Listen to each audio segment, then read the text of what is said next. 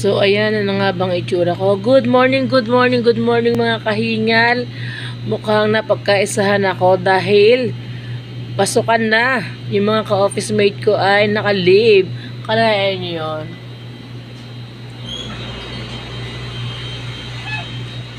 Nasolo ko ang office. Sila naman ang hindi papasok. Sila naman ang mahabang bakasyon. Nasa bakasyon pa yung mga kasama natin din eh.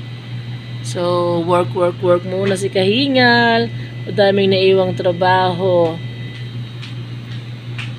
Tapusin natin yan hanggang Friday. Kasi Saturday ay holiday na naman. Work mode muna si kahingal.